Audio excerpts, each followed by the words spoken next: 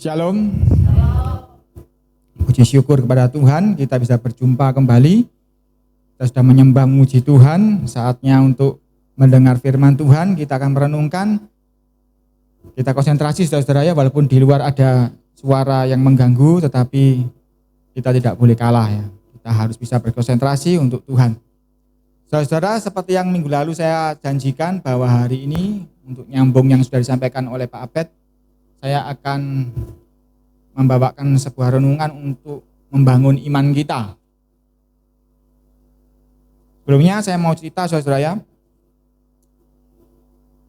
Papi, almarhum pendeta Daniel, yang sudah menggembalakan tempat ini sudah puluhan tahun ya.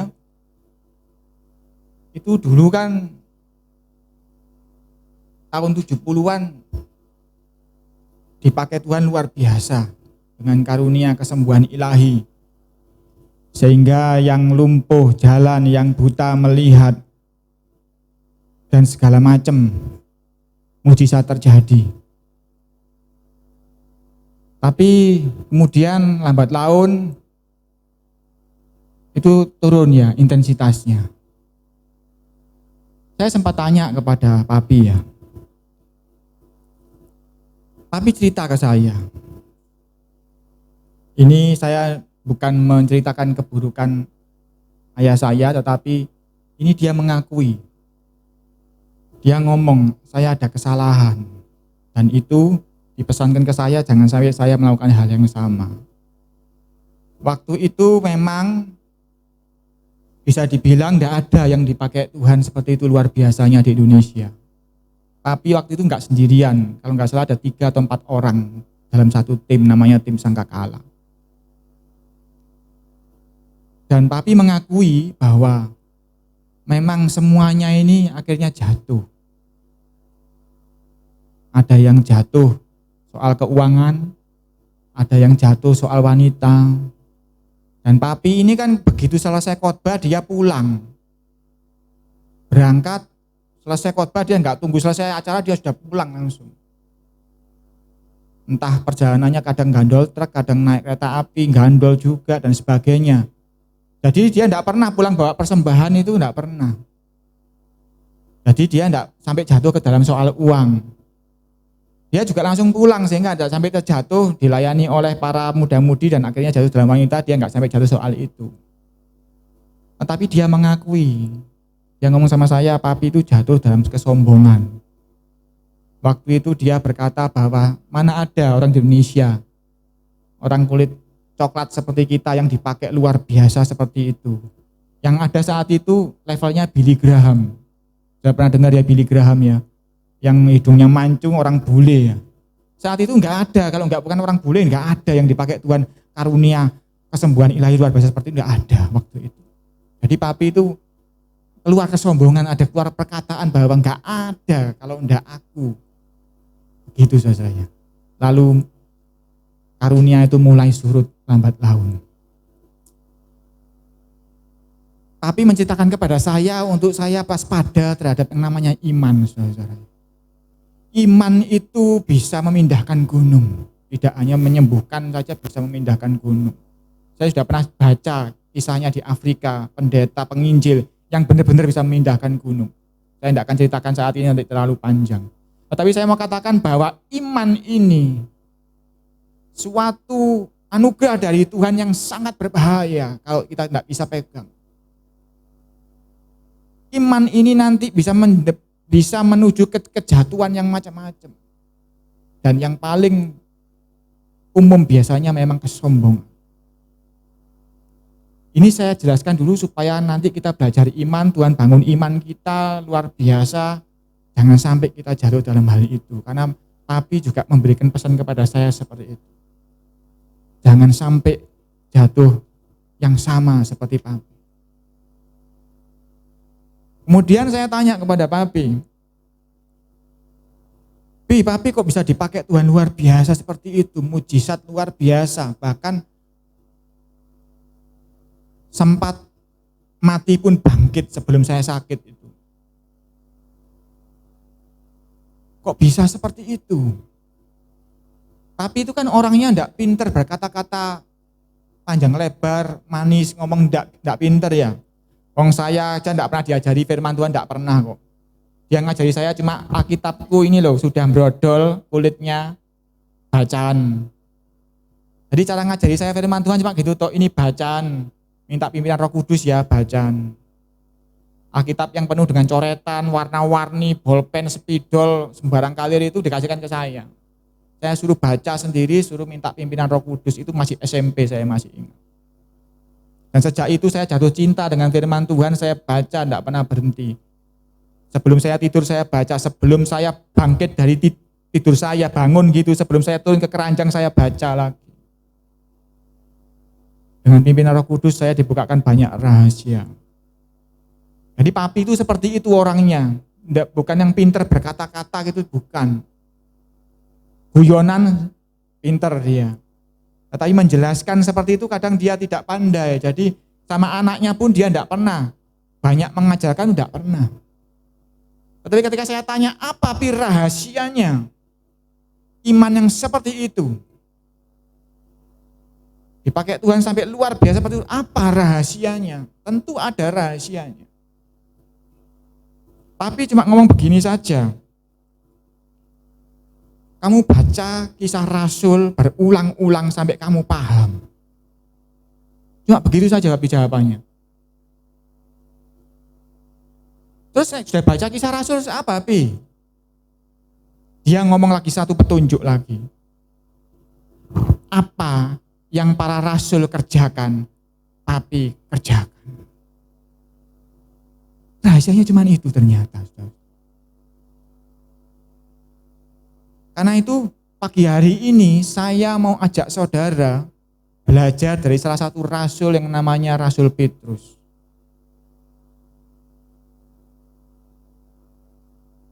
Ternyata tidak rumit. Rasul Petrus ya saudara ya. Rasul Petrus ini rasul yang sederhana, tidak terpelajar, tidak berpendidikan.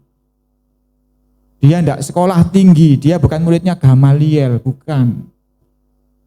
Tetapi dia rasul yang luar biasa. Kita buka Yohanes pasal 2. Saya ingin, saya rindu saudara-saudara bisa bertumbuh di dalam iman dan mengalami keajaiban-keajaiban Tuhan.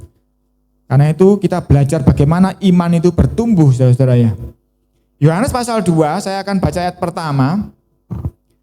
Pada hari ketiga ada perkawinan di Kana yang di Galilea, dan ibu Yesus ada di situ.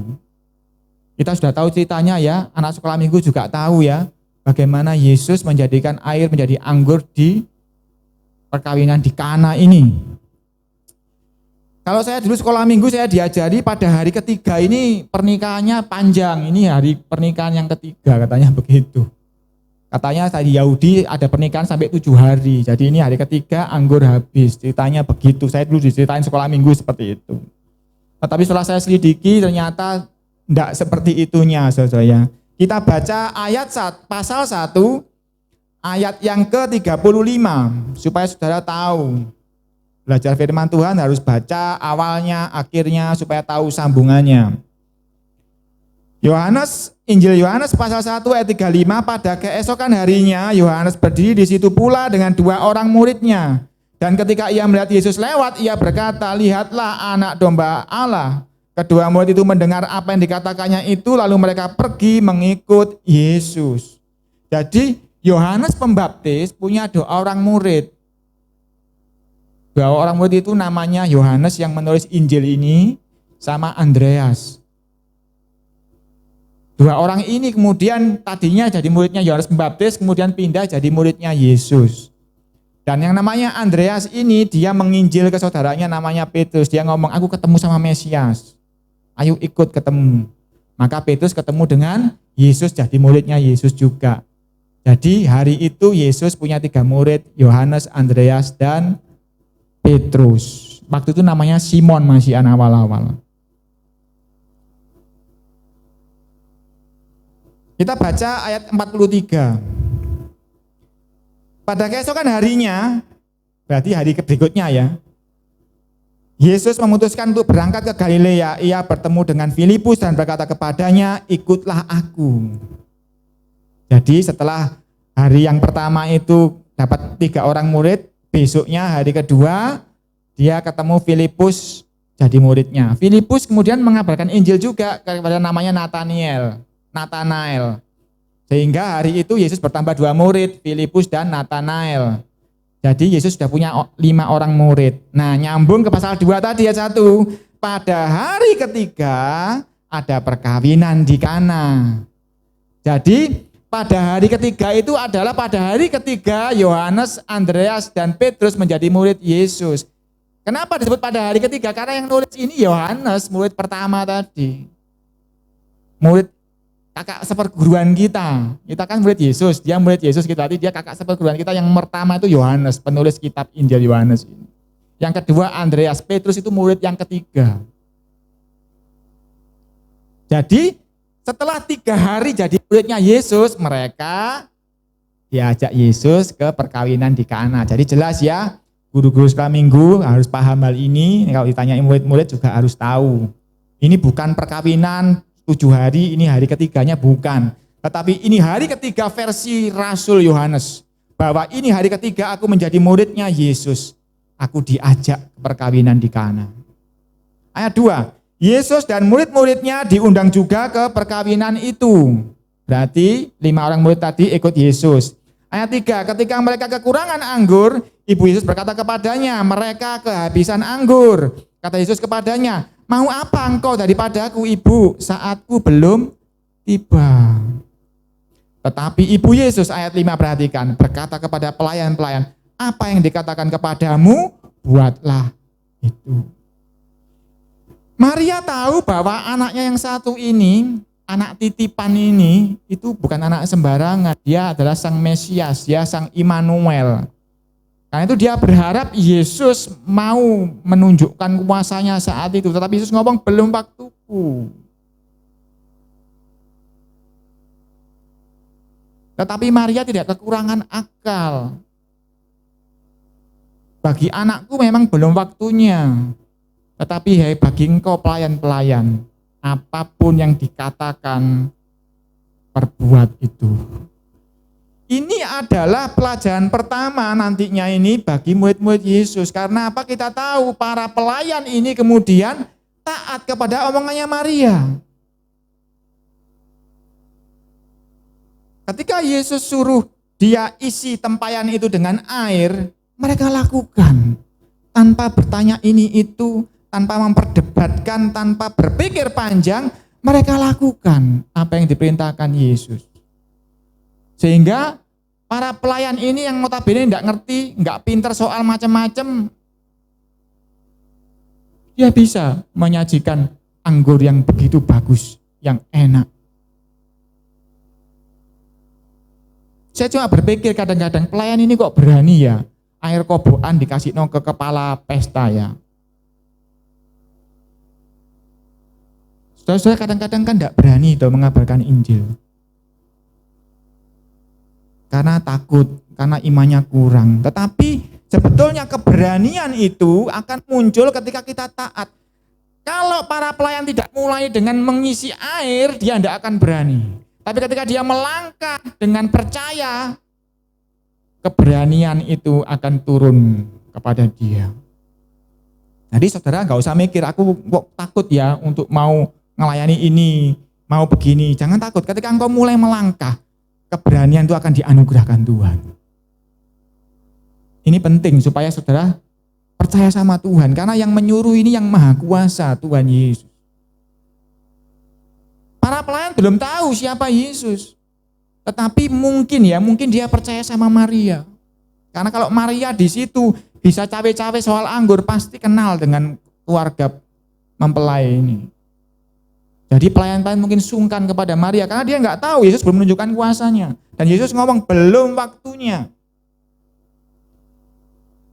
Coba perhatikan, Yesus melakukan apa di pesta ini? Karena kita seringkali diajarkan sejak sekolah minggu, Yesus mengubah air menjadi anggur. Tapi Yesus melakukan apa? Yesus tidak melakukan apa-apa loh. Siapa yang menuangkan air? Pelayan. Siapa yang mencedok bawa ke pesta, ke kepala pesta? Pelayan. Jadi siapa yang melakukan mujizat? Pelayan. Karena Yesus ngomong, waktuku belum tiba. Jadi pada saat itu ketika pelayan ini melakukan yang Yesus perintahkan, mereka melakukannya disertai dengan tanda ajaib. Ini iman ini sederhana saja, saudara-saudara.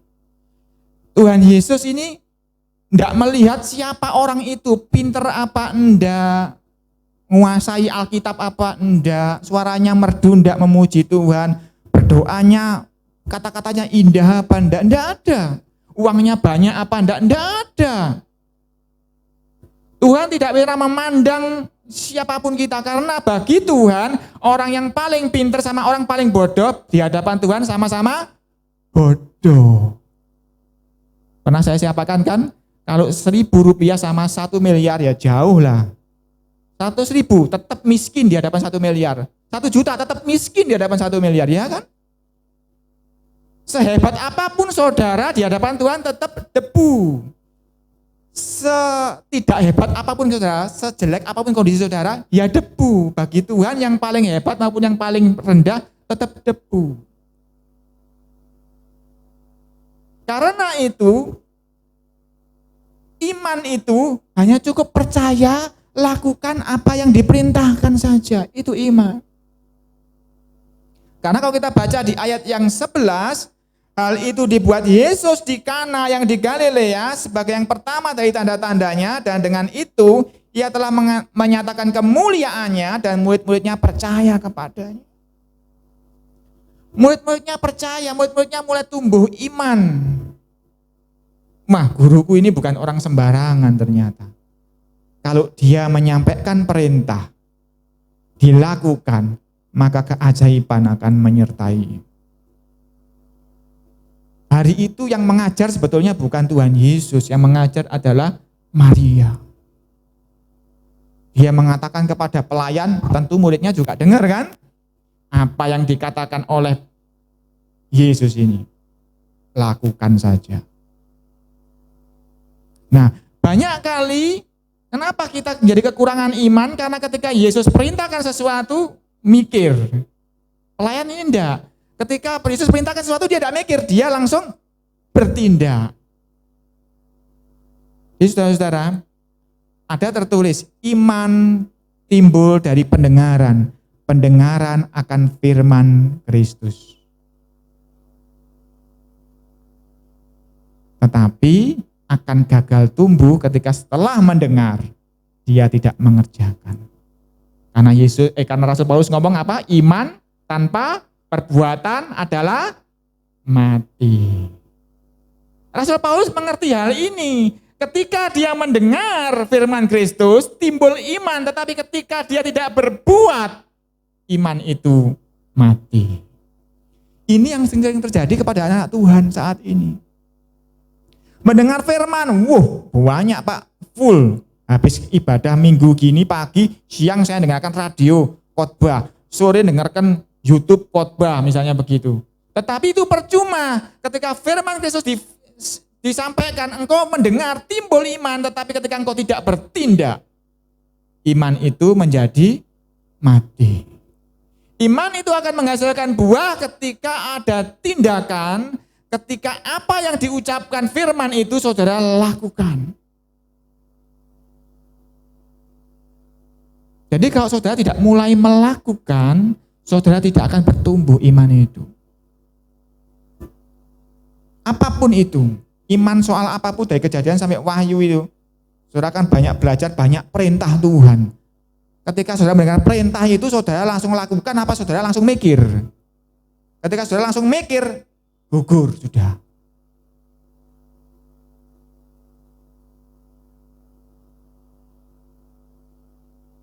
Para pelayan ini ketika mendengar, dia langsung bertindak. Setelah bertindak, setelah kepala pelayan ngomong, loh kok masih ada anggur yang baik, baru mikir. Loh, berkat Tuhan ini luar biasa. Bagaimana untuk membagikan berkat ini supaya Tuhan berkenan? Nah, itu baru benar. Loh, jadi kayak orang goblok Pak, enggak mikir. Loh, saudara enggak boleh melakukan itu kalau yang ngomong bukan Tuhan. Kalau yang ngomong Tuhan, dia kan yang maha pandai, dia maha kuasa. Saudara enggak ada apa-apanya, kita semua enggak ada apa-apanya di hadapan Tuhan. Karena itu ketika Tuhan berfirman, bertindak, itu baru iman. Dari Rasul Petrus ini belajarnya sederhana saja, ternyata iman ini. Dikatakan, dan murid-muridnya percaya kepadanya. Dan murid-muridnya mulai beriman kepada Yesus. Jadi iman mereka pelajarannya tidak ruwet, saudara-saudara. Saudara mungkin kalau ada yang pernah sekolah sekolah organisasi melayani, nanti akan ruwet belajar imannya. Tetapi kalau belajar dari Petrus ini, kakak seperguruan kita ini, mereka belajarnya sederhana. Hanya mendengar kata Maria, apapun yang dikatakan oleh Yesus ini, buatlah itu. Sederhana.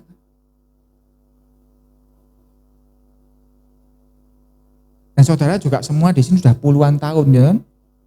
Sudah banyak firman Tuhan. Dari sekian banyak firman Tuhan, seberapa yang saudara kerjakan? Karena ketika saudara kerjakan seperti pelayan ini, saudara akan mengalami keajaibannya. Memang ketika mengerjakan, memang kadang seperti lagu tadi yang kita nyanyikan. Kadang kita menabur dengan mencucurkan air mata. Kadang kita berdoa dengan sakit, kita berdoa dengan sedih. Kadang kita memuji Tuhan dengan nelongso. Tidak apa-apa, pokoknya lakukan saja itu. Dengan percaya bahwa yang memerintahkan itu yang maha kuasa.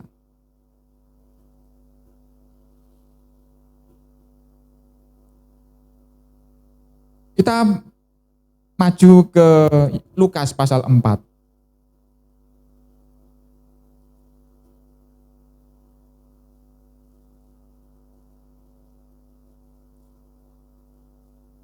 Lukas pasal 4, kita baca ayat yang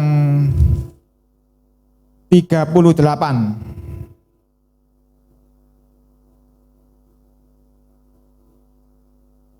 Um, 31 dulu, 31. Lukas 4:31. Kemudian Yesus pergi ke Kapernaum, sebuah kota di Galilea, lalu mengajar di situ pada hari-hari Sabat. Mereka takjub mendengar pengajarannya sebab perkataannya penuh kuasa. Di dalam rumah ibadat itu ada seorang kerasukan setan dan ia berteriak dengan suara keras, "Hai engkau Yesus orang Nazaret, apa urusanmu dengan kami? Engkau datang hendak membinasakan kami. Aku tahu siapa engkau, yang kudus dari Tuhan." Tetapi Yesus menghardiknya, katanya, "Diam, keluar daripadanya." Dan setan itu pun menggempaskan orang itu ke tengah-tengah orang banyak, lalu keluar daripadanya dan sama sekali tidak menyakitinya. Ayat 36, dan semua orang takjub lalu berkata kepada yang lain, "Alangkah hebatnya perkataan ini, sebab dengan penuh wibawa dan kuasa ia memberi perintah kepada roh-roh jahat, dan mereka pun keluar. Tersebarlah berita tentang dia kemana-mana." Yesus mengadakan mujizat di Kapernaum. Kapernaum ini kotanya Petrus. Kalau saudara baca di ayat 16, baca sendiri di rumah ya, Yesus sebelum ke rumahnya Petrus, dia ke Nazaret. Nazaret ini adalah kotanya Yesus sendiri, di mana Yusuf dan Maria itu hidup di sana di Nazaret,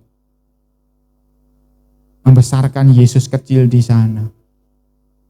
Tetapi di Nazaret orang-orang menolak dia karena dia tahu ini kan anak tukang kayu. Sehingga Yesus tidak mengadakan mujizat di sana. Kita baca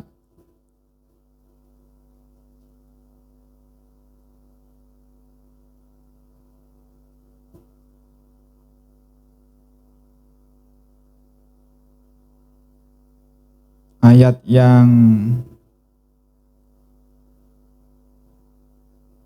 mana ya?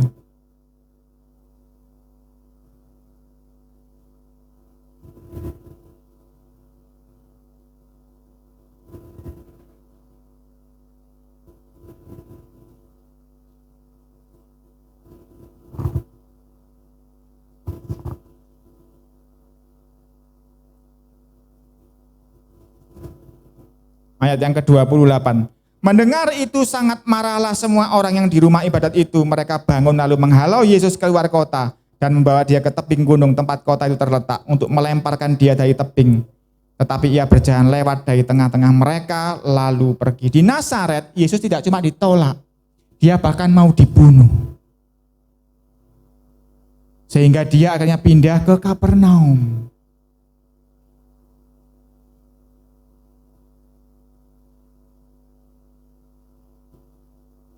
Di Kapernaum, Yesus mengadakan banyak mujizat, tetapi di Nazaret, kotanya sendiri, dia malah mau dibunuh.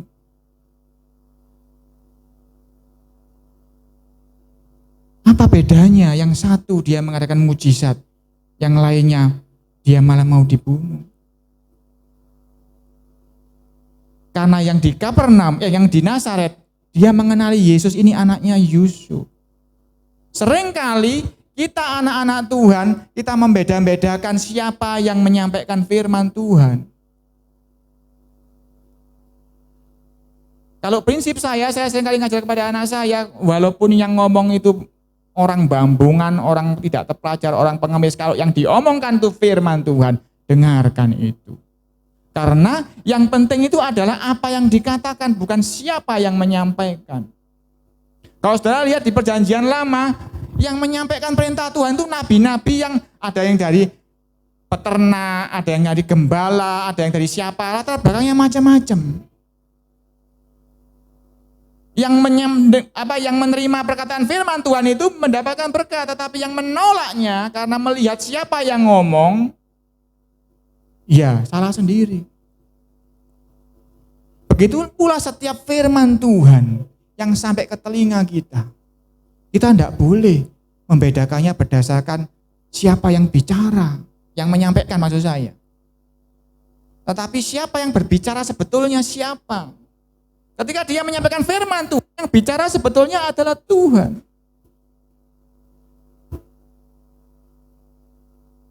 Dan kalau itu kita mendengar firman Tuhan, harus kita seperti para pelayan tadi, lakukan apa yang Tuhan perintah.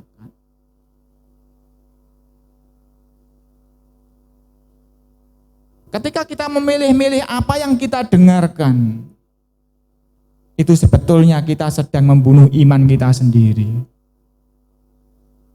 Nek firman ini pedes gak enak ini. Firmannya orang ini pasti pedes ya, aku mesti tersinggung. Kesalahanku diudik-udik terus ya. Selama itu firman Tuhan yang disampaikan, dengarkan, dan kalau ada perintah yang harus dilakukan, lakukan. Hanya itu saja prinsipnya. Tumbuh iman saudara-saudara. Dan saya lanjut tadi ketika Yesus di Kapernaum, dia mengadakan banyak mujizat. Dan akhirnya dia datang ke rumahnya Petrus ayat 38. Kemudian pasal 4, 38 ya, Lukas ya. Kemudian meninggalkan rumah ibadat itu dan pergi ke rumah Simon. Adapun ibu mertua Simon demam keras. Dan mereka minta kepada Yesus supaya menolong dia. Maka ia berdiri di sisi perempuan itu lalu menghadap demam itu. Dan penyakit itu pun meninggalkan dia. Perempuan itu segera bangun dan melayani mereka. Jadi saat itu memang benar Kapernaum itu di rumahnya Simon. Dan kita lihat di pasal 5 ayat 1. Pada suatu kali Yesus berdiri di pantai Danau Genesaret. Sedang orang banyak mengerumuni dia, hendak mendengarkan firman Tuhan. Ia melihat dua perahu di tepi pantai, nelayan-nelayan telah turun dan sedang membasuh jalannya. Ia naik ke dalam salah satu perahu itu, yaitu perahu Simon, dan menyuruh dia supaya menolakkan perahunya sedikit jauh dari pantai. Lalu ia duduk dan mengajar orang banyak dari atas perahu. Setelah selesai, ia berkata kepada Simon, bertolaklah ke tempat yang dalam, dan tebarkanlah jalamu untuk menangkap ikan. Simon menjawab, Guru, telah sepanjang malam kami bekerja keras dan kami tidak menangkap apa-apa. Tetapi karena engkau menyuruhnya, aku akan menebarkan jala juga. Jadi Petrus ini yang namanya Simon ini karena Yesus pas rutenya di Kapernaum, di kampung halamannya, mampir di rumahnya juga, dia nyambi cari ikan lagi. Jadi saat itu Petrus sudah jadi muridnya Yesus loh ya. Sudah jadi muridnya, dia nyambi menjala ikan lagi. Dan ketika Yesus ngomong, tebarkan jalamu ke kanan, Petrus ngomong, Guru, sepanjang malam kami bekerja keras, kami tidak menangkap apa-apa. Perhatikan, tetapi karena engkau menyuruhnya, aku akan menebarkan jala juga. Ini pelajaran dari Maria tadi, yang hari ketiga jadi murid tadi. Kalau ada Yesus menyuruh, pelayan melakukan, terjadi keajaiban. Dan murid-murid Yesus sudah tumbuh iman mengenai hal itu. Jadi ketika Yesus ngomong, tebarkan jalamu ke kanan, walaupun Petrus yang adalah nelayan, ahlinya mencari ikan, ngomong sepanjang malam gak dapat apa-apa, tapi dia ngomong karena yang menyuruh engkau Yesus, dia ingat kejadian di pesta di Kana. Kalau yang menyuruh Yesus, lakukan saja. Jadi dia tebarkan, kita tahu ceritanya berikutnya kan, jalannya penuh dengan ikan sehingga hampir robek saking penuhnya.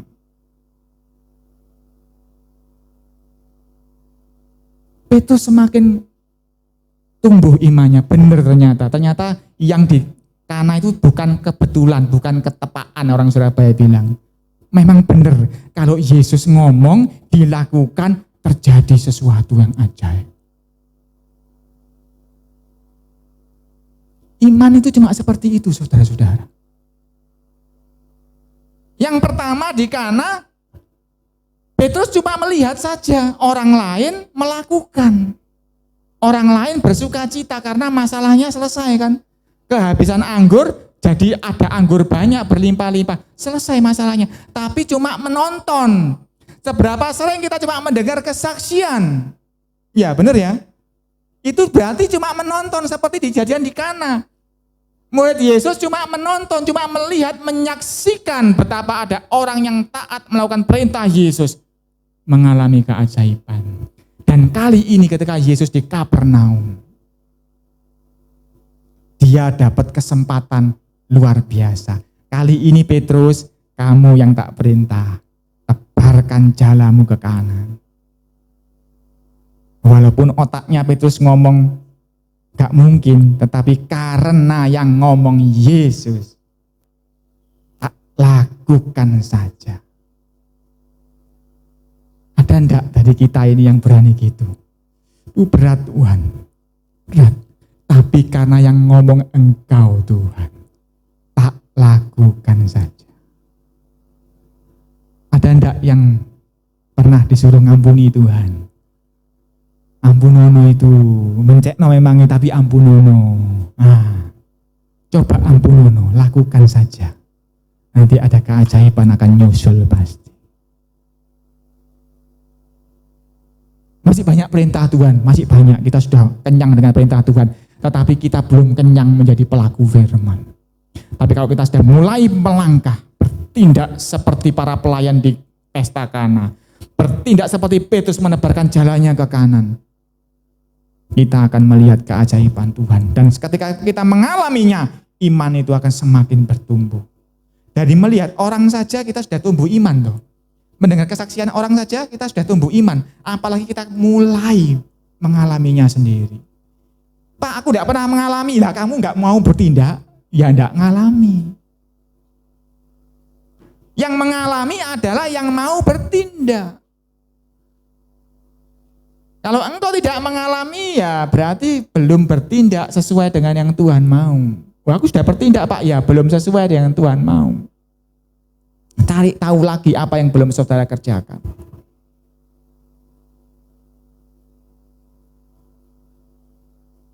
Dan kalau kita baca di Matius 14, saya tidak akan baca terlalu panjang. Yesus itu nyuruh lagi Petrus dan murid-murid yang lain.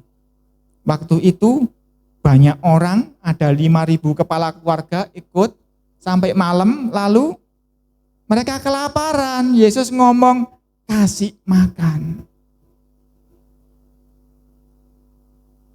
Nggak masuk akal kan? Mau cari roti di mana? Nah, tapi saya tanya, rotimu ada berapa? Ada 5 roti dan 2 ikan. Suruh mereka duduk. Ya, perintahnya sederhana ya. Suruh mereka duduk.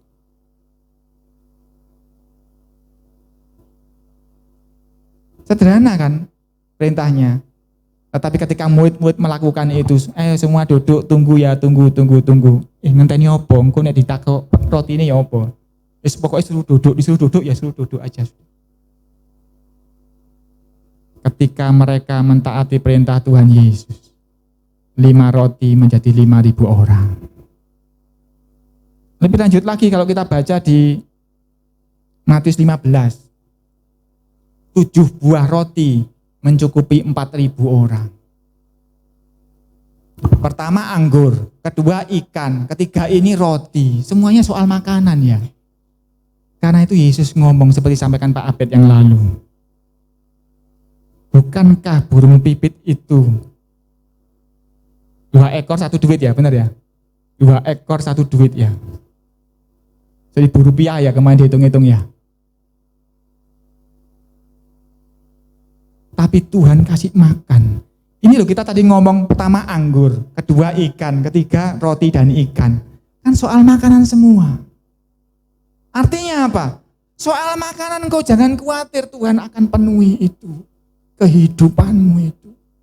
Tuhan hanya perlu kita bertindak sesuai dengan firman-Nya.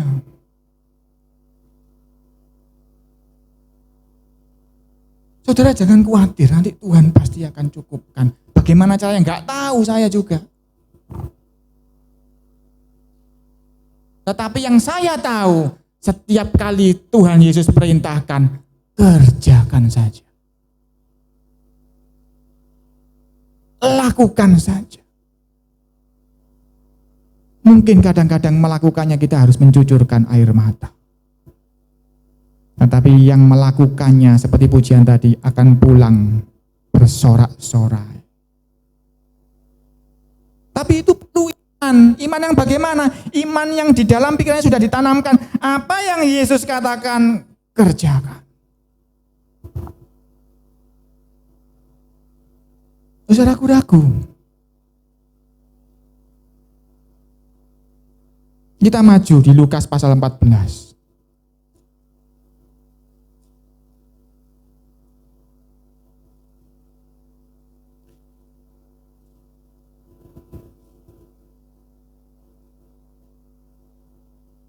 Ini renungan ini sudah saya bawakan kemarin dari Sabtu di dalam ibadah bersama dengan para gembala JKI se-Surabaya Sidoarjo.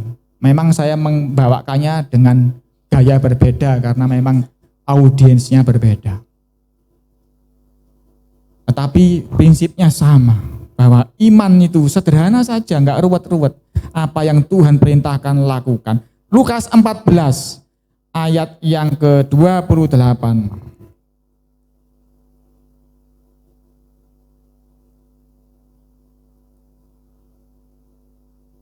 14, 28. Keliru saudara.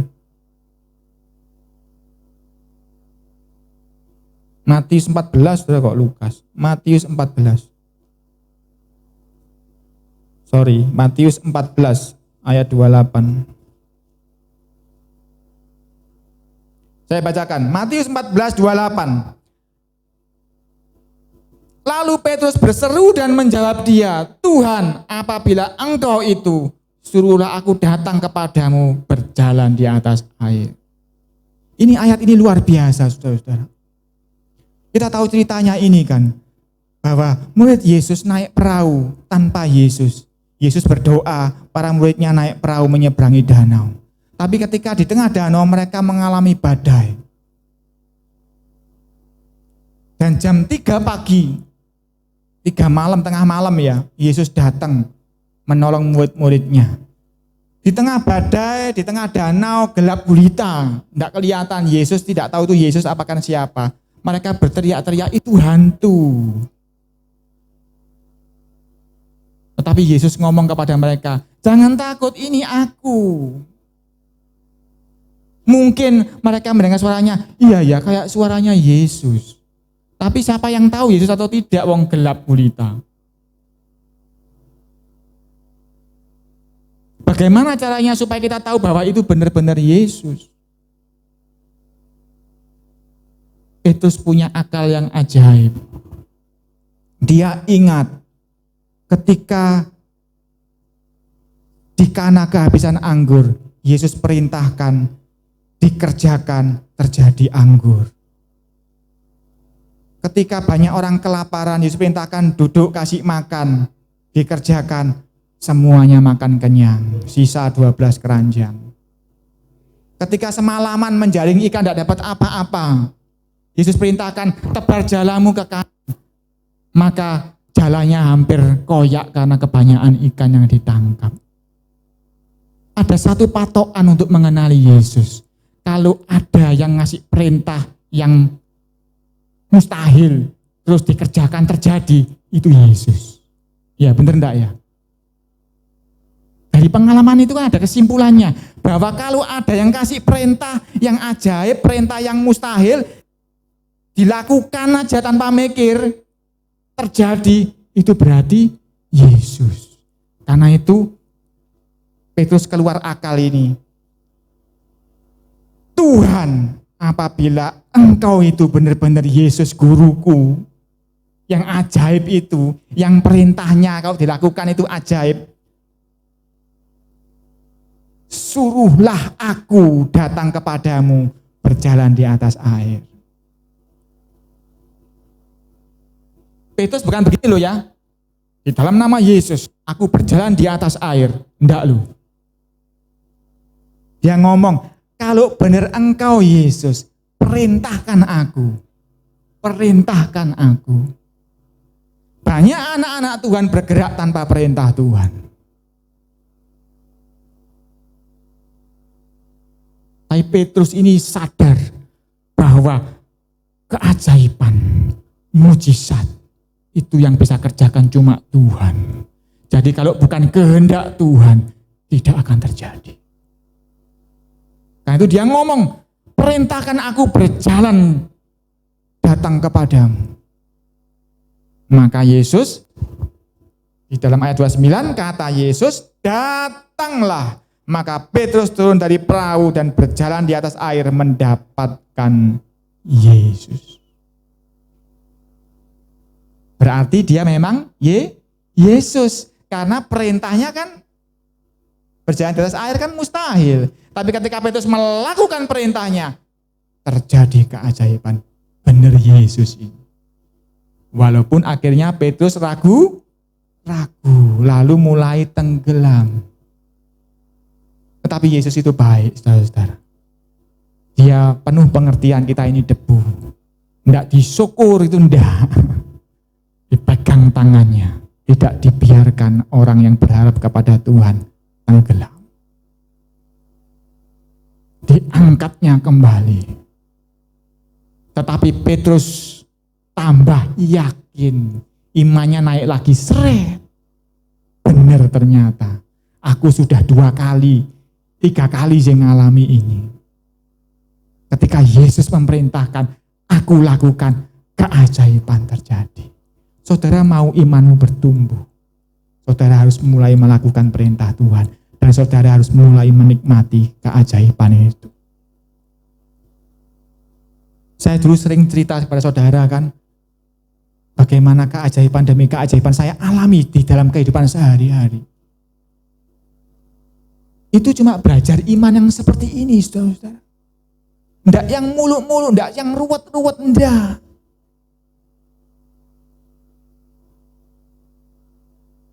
Memang ada iman yang lebih ruwet, misalnya ya, mengelilingi tembok Yeriko 7 kali, itu lebih ruwet.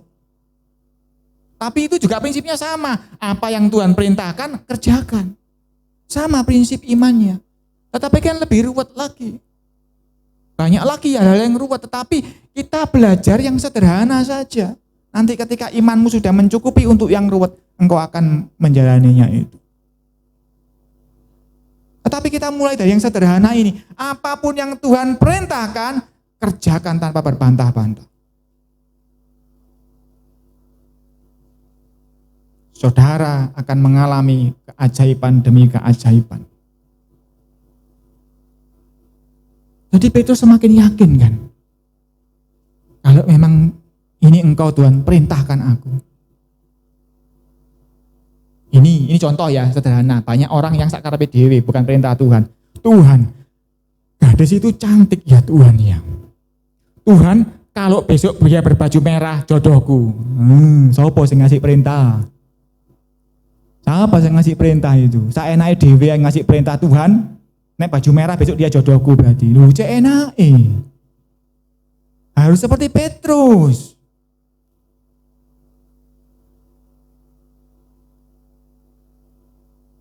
Kalau aku mau perintahkan sesuatu yang mustahil dan terjadi, itu berarti Engkau Tuhan. Nah itu. Bukan sakarepe dhewe, pokoknya besok bajunya merah berarti dia bojoku Tuhan. Lu saenake dhewe, hati-hati. Prinsipnya kita harus melakukan apa yang Tuhan perintahkan. Dan Petrus sudah mengalami beberapa kali semakin naik imannya.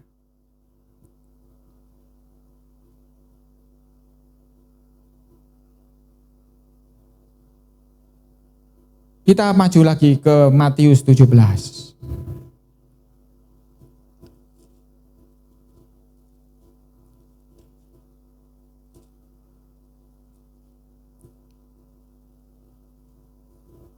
Singkat cerita saudara-saudara, ketika Yesus sudah berjalan beberapa lama dengan murid-muridnya, sudah beberapa tahun ya ikut Yesus, Yesus kemudian mendapati iman mereka sudah cukup.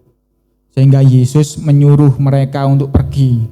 Jangan bawa bekal, jangan bawa tongkat, kabarkan Injil, sembuhkan yang sakit, usir roh-roh jahat, dan mereka lakukan, mereka bersuka cita. Lalu tahap kedua, murid semakin banyak, Yesus menyuruh 70 murid. Diperintahkan yang sama, pergi kabarkan Injil, usir setan demi namaku, sembuhkan orang demi namaku, dan mereka bersuka cita pulang. Yesus ngomong, ingat ya kita sudah pernah bahas ini, jangan kamu sukacita karena roh-roh jahat itu pergi lari meninggalkanmu, tetapi bersukacitalah karena namamu tertulis di dalam buku kehidupan. Iman, jangan sampai imanmu dibelokkan iblis sehingga engkau mengagumi hal-hal yang tidak kekal. Sehingga tadi yang kata pesan papi saya tadi di awal, sehingga akhirnya ujungnya muncul sebuah kesombongan. Kalau kita sadar bahwa iman itu ujungnya adalah keselamatan kita, seperti yang disampaikan Pak Abed kapan hari, yang paling penting kan selamat nomor 1. Betul itu. Kalau kita bersuka citanya karena nama kita tercatat dalam guru kehidupan, itu yang paling penting. Karena hidup itu Kristus. Ketika kita menjalankan iman, ketika kita mengadakan mujizat keajaiban, itu Kristus yang melakukan. Bukan kita. Jadi ketika kita berhasil mulai bisa menjalankan iman, mulai menikmati keajaiban Tuhan, jangan sampai sombong. Ingat, jangan bersuka cita karena itu, tetapi karena namamu tertulis di dalam buku kehidupan. Saya lanjutkan ke Matius 17 ini. Kita baca di ayat 14. Ketika Yesus dan murid-muridnya kembali kepada orang banyak itu, datanglah seorang mendapatkan Yesus dan menyembah. Katanya, Tuhan, kasihanilah anakku, ia sakit ayan dan sangat menderita. Ia sering jatuh ke dalam api dan juga sering ke dalam air. Aku sudah membawanya kepada murid-muridmu, tetapi mereka tidak dapat menyembuhkannya. Ternyata murid-murid Yesus juga mengalami kegagalan. Ada satu pasien yang sakit ayan ini tidak bisa disembuhkan. Ayat 17, maka kata Yesus, hai kamu angkatan yang tidak percaya dan yang sesat, berapa lama lagi aku harus tinggal di antara kamu? Berapa lama lagi aku harus sabar terhadap kamu? Bawalah anak itu kemari. Dengan keras Yesus menegur dia, lalu keluarlah setan itu daripadanya, dan anak itu pun sembuh seketika itu juga. Ayat 19, perhatikan. Kemudian murid-murid Yesus datang, dan ketika mereka sendirian dengan dia, bertanyalah mereka, mengapa kami tidak dapat mengusir setan itu? 20. Ia berkata kepada mereka, karena kamu kurang percaya. Loh, Petrus sudah percaya, tetapi kurang. Karena itu saudara-saudara, ada beberapa keajaiban yang memerlukan takaran percaya yang lebih tinggi. Dan itu akan berjalan seiring dengan pertumbuhan iman kita ketika perintah demi perintah Tuhan kita genapin. Bayangkan saudara, kalau saudara punya anak masih SD. Aku seneng ini pelajaran IPS. Dapat 100. Matematika aku nggak seneng dapat 4. Pendidikan PMP Pancasila, males aku, bosen, dapat 4. Bisa naik kelas enggak? Enggak bisa. Harus semua pelajaran dilahap habis. Minimal yang enggak suka ya dapat 6 lah, atau 7 sekarang ya ukurannya ya. 7 lah baru naik kelas. Yang suka enggak apa-apa, dapat 100, dapat 90, oke. Tapi yang enggak suka pun harus tetap lulus. Begitu pula percaya. Kadang-kadang Tuhan ngomong A kita percaya, B percaya, C. Maksud saya C gitu. Nah, banyak kita ini sudah percaya Tuhan sudah, tetapi kurang. Karena apa? Dari A, B, C, D, E, F, G sampai Z, ternyata masih ada B, masih ada E, masih ada K yang kita tidak percaya. Itu membuat ini tadi Yesus ngomong, berapa lama lagi aku harus tinggal ngajari engkau ini. Aku itu harus pulang ke rumah Bapak menyiapkan tempat tinggal. Jadi engkau harus bisa melakukan keajaiban ini tanpa aku ada.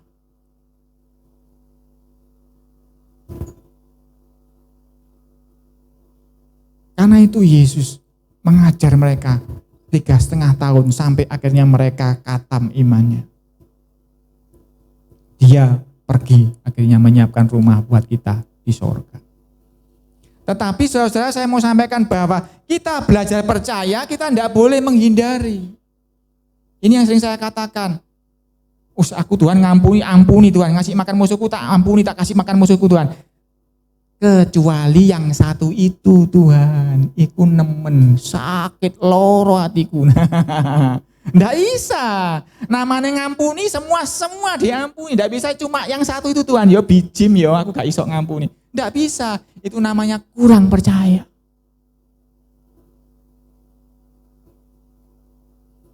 Tuhan, aku rela Tuhan.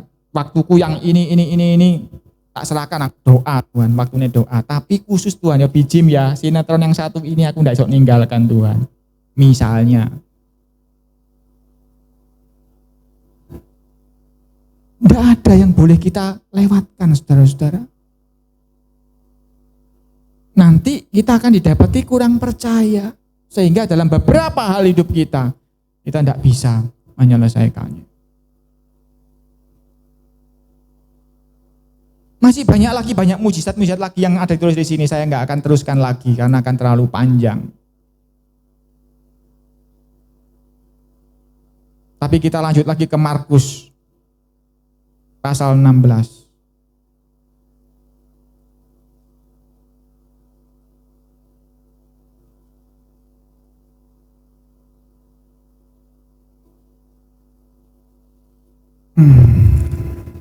Sebentar sebelum Markus.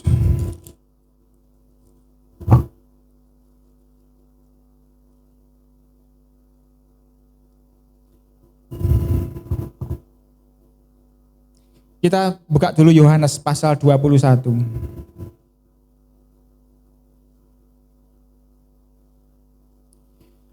Yohanes 21 ini Yesus sudah mati, sudah bangkit. Dan dia menampakkan diri berulang-ulang kepada murid-muridnya.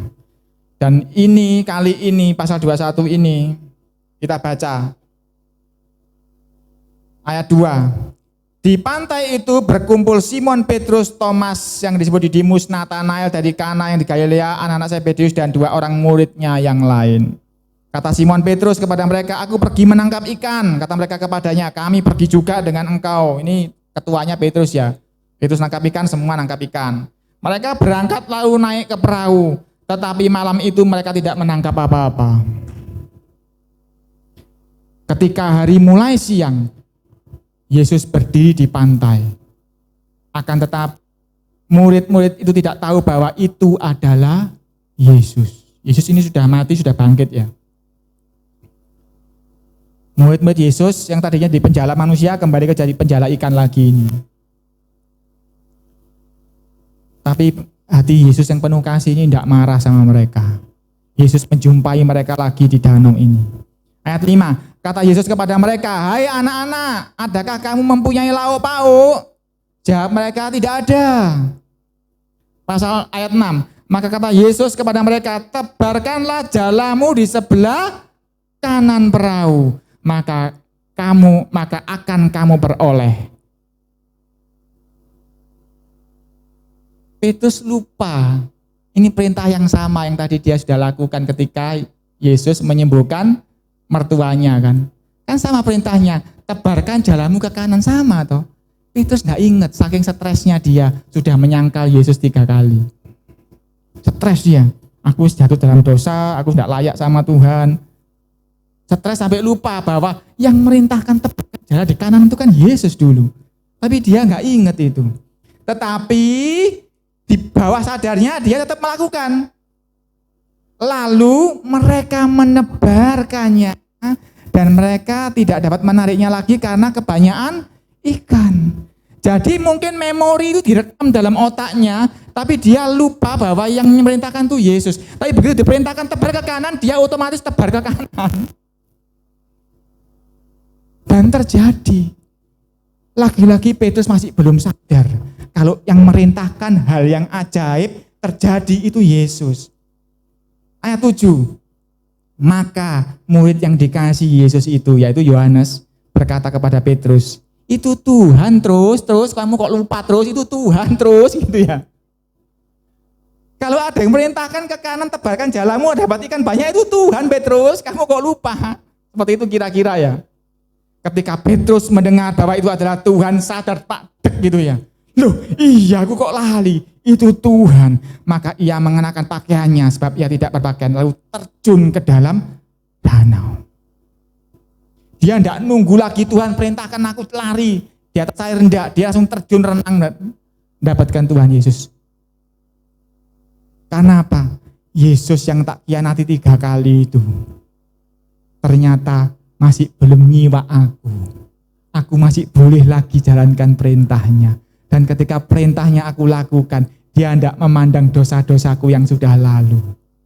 Dia sudah mengampuninya dan aku kembali mengalami keajaibannya. Tapi Petrus sempat lupa ya, kalau ada perintah yang mustahil dilakukan lalu terjadi, itu Yesus orangnya. Tetapi untung Yohanes ini ingat, karena Yohanes ini kemana-mana ikut sama Petrus. Karena Petrus ini yang paling tua, Yohanes ini muda masih.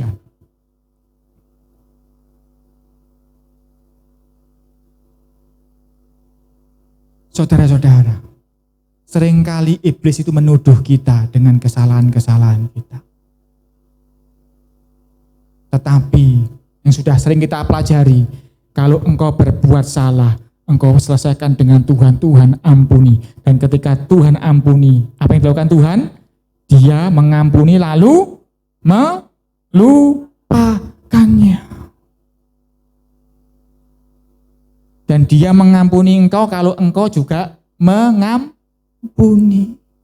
Jadi itu penting sekali. Di dalam pertumbuhan iman, mengampuni itu penting. Kalau engkau tidak mengampuni, engkau didapati tidak layak. Tetapi kalau engkau berbuat salah sebanyak apapun, ketika engkau beres dengan Tuhan, engkau diampuni, Tuhan akan kembali keluarkan perintahnya, lakukan ini, tebarkan jalamu ke kanan.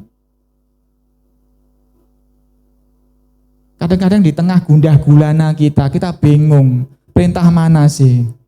Tetapi kalau itu tertanam dalam hati dan pikiran kita akan otomatis melakukan perintah itu. Seperti Petrus. Dia lagi gundah gulana, diperintahkan tebar ke kanan, dia nggak tahu siapa sih yang perintahkan di sana itu, dia nggak mikir bahwa tebarkan aja ke kanan. Untungnya yang merintahkan itu Yesus. Nah kalau yang merintahkan yang lain gimana? Untungnya Yesus. Saudara yang kasih Tuhan. Rumus iman itu masih berlaku sederhana. Apa yang Yesus perintahkan? kerjakan saja. Jadi kalau saudara ingin imanmu bertumbuh terus, kerjakan saja, kerjakan saja, kerjakan saja, kerjakan saja.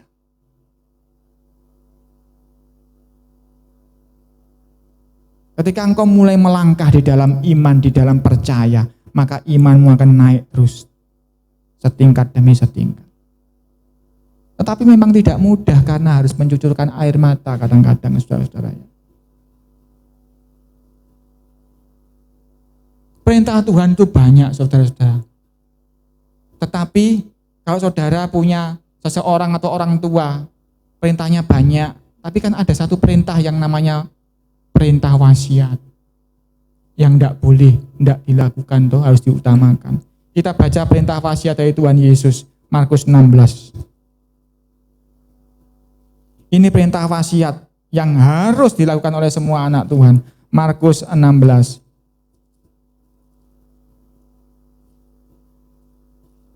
Markus 16 ayat 17. Ayat 15 mulai. Lalu Yesus berkata kepada mereka, pergilah ke seluruh dunia, beritakanlah Injil kepada segala makhluk. Siapa yang percaya dan dibaptis akan diselamatkan, tetapi siapa yang tidak percaya akan dihukum. 17, tanda-tanda ini akan menyertai orang-orang yang percaya. Mereka akan mengusir setan-setan demi namaku. Mereka akan berbicara dalam bahasa-bahasa yang baru bagi mereka. Mereka akan memegang ular dan sekalipun mereka minum racun maut, mereka tidak akan mendapat celaka. Mereka akan meletakkan tangannya atas orang sakit dan orang itu akan sembuh. 19, sesudah Tuhan Yesus berbicara demikian kepada mereka, terangkatlah ia ke sorga, lalu duduk di sebelah kanan Bapa. Perintah yang disampaikan sebelum Yesus naik itu berarti kan perintah wasiat. Tidak bisa, saudara-saudara, semua anak Tuhan harus mengabarkan Injil. Yang sering saya katakan kepada saudara, sederhana kalau ketemu orang ada masalah, entah sakit, entah masalah apa, saudara cuma menawarkan, mau tak saya doakan. Enggak tak doakan, enggak mandi ya Bapak. Nah itu mikir lagi namanya. Bukan, jangan mikir, kerjakan saja. Nanti Tuhan akan tuntun engkau. Sudah kita pelajari kan, ketika saatnya engkau harus menjawab, Yesus akan karuniakan engkau, Roh Kudus akan karuniakan engkau bagaimana harus menjawab. Nanti dia sudah napai gitu ngomong apa berikutnya, jangan khawatir, nanti Tuhan akan taruh perkataan-perkataan di mulutmu untuk mulai mengabarkan bahwa dia baik. Saudara cuma gampangnya gitu, nawait, mau tak doakan. Begitu saja sebetulnya saudara-saudara. Nah aku sendiri loh Pak, kadang sering sakit, enggak apa-apa. Tuhan enggak mandang itu. Seperti yang pernah saya saksikan itu. Mami saya sudah pernah bersaksi, ketika aku sakit, berdoa untuk orang sakit, orang itu disembuhkan, aku juga ikut sembuh. Karena kuasa itu melalui dia, baru ke orang itu. Kuasa kesembuhan itu menyembuhkan dia, juga menyembuhkan orang itu. Jadi gak usah bingung. Seperti tadi prinsip pertama tadi yang Maria perintahkan tadi. Apapun yang Yesus perintahkan, kerjakan. Kali ini Yesus memerintahkan kita untuk mengabarkan Injil. Untuk tumpang tangan atas orang sakit akan disembuhkan. Aku dewe loh Pak, minta ditumpangi tangan. Enggak apa-apa, kamu tumpangi tangan tetanggamu, enggak apa-apa. Gini tok loh, dalam nama Yesus sembuh ya, gitu tok aja loh. Enggak sembuh, urusannya Tuhan. Karena dia yang perintahkan, pasti nanti akan ada efeknya, entah bagaimana caranya. Nanti ada temennya, aku loh besok matematika, dapat 4. Aku oleh 5 Yohan. Enggak apa-apa, saudara doakan, tak doakan mau. Kok udah bodoh matematika, gak apa-apa, tak doakan mau enggak, nek mau tak doakan. Ketika nanti temanmu dibikin pinter, engkau juga akan dibikin pinter sama Tuhan. Karena apa? Kuasa itu mengalir dari doamu dulu kan, menyentuh engkau dulu kan. Tuhan, temanku matematikanya dapat 4 Tuhan. Tolong dalam nama Yesus jadikan pandai. Ketika kuasa Tuhan memberkati orang itu, kan lewat yang doakan dulu. Matematikamu yang 5 juga dapat 8 nanti. Jadi jangan takut. Apa yang Tuhan perintahkan, kerjakan. Karena itu, ini saya sampaikan tidak cuma untuk yang sudah dewasa, yang anak-anak bisa melakukan ini semua. Kalau anak-anak engkau melihat mamamu lagi sedih, tepuk dulu tangannya pelan-pelan, Ma. Kenapa sedih, Ma? Tak doakan ya. Aku kecil, Ma, nggak tahu masalah, tapi tak doakan ya. Lakukan itu anak-anak. Jangan mamanya sudah sedih malah golek perkara, malah tak jajan mencak-mencak, wah tambah dia sambel lagi sama mamamu, jangan salahkan mamamu ya. Anak-anak ini juga bisa mulai mengabarkan Injil. Anak-anak ini juga bisa menjadi Rasul Yohanes yang ngomong, terus Petrus, itu Yesus. Engkau lupa ya, Yesus. Anak-anak ini juga bisa mengingat orang tuanya, Pama, ada Yesus. Tak doakan ya. Mari kita tutup dalam doa. Bapa di sorga, terima kasih Tuhan. Engkau ajaib. Hal-hal yang sulit, hal-hal yang mustahil, Engkau yang tanggung. Kami hanya perlu melakukan saja apa yang Engkau perintahkan Tuhan. Sebab jaminan ada di dalam tangan-Mu. Tuhan, kami ini kumpulan kecil, orang-orang sederhana. Kami mau belajar prinsip iman yang sederhana ini Tuhan. Kami mau belajar bahwa setiap perintah Tuhan harus kami kerjakan dengan percaya penuh, dengan tidak ragu-ragu. Dan kami tidak boleh pilih perintah yang mana yang kami suka, yang mana yang kami tidak suka. Setiap perintah harus kami kerjakan dengan baik. Dan Roh Kudus Engkau yang akan pimpin kami, tolong kami menuntaskan semua yang harus kami kerjakan Tuhan. Karena Engkau sudah berfirman, Engkau akan memberikan kemampuan buat kami untuk menjadi pelaku firman-Mu. Karena Engkau Bapa yang bertanggung jawab, Engkau yang mengasihi kami. Engkau Tuhan yang akan menolong kami. Engkau Tuhan yang akan membuat kami Tuhan punya iman. Semakin hari semakin besar hingga sebesar biji sesawi. Yang bulat, yang utuh, yang hidup, yang ketika tumbuh menjadi naungan bagi banyak burung-burung di udara. Rana mata krasekia maturene mekinamo shikatarana masekanama. Kami ini seperti Petrus Tuhan, tidak berpendidikan tinggi. Kami sederhana saja, tetapi kami tahu satu hal. Ketika Engkau memerintahkan, kami kerjakan, keajaiban akan mengiringinya. Dan kamu pegang itu ya Bapa. Dan ajar semua anak-anak-Mu di sini mulai menjadi pengabar-pengabar Injil. Mulai menjadi pelaku-pelaku firman Tuhan. Mulai menjadi pelaku-pelaku iman. Dan iman kami semua akan ditumbuhkannya. Dan jiwa-jiwa akan ditambahkan di tempat ini untuk kemuliaan nama-Mu. Terima kasih Tuhan. Hamba-Mu sudah selesai menyampaikan firman ini. Tetapi Roh Kudus tidak akan tinggal selesai. Karena Roh Kudus akan terus melayang-layang, membakar, memperbaharui kepercayaan kami semua, masing-masing pribadi. Membuat kami semua mengerti apa yang harus kami kerjakan. Supaya nama Tuhan yang dipermuliakan. Terima kasih Tuhan. Kami alaskan doa syukur kami di dalam nama Yesus. Haleluya. Amin. Tuhan Yesus memberkati.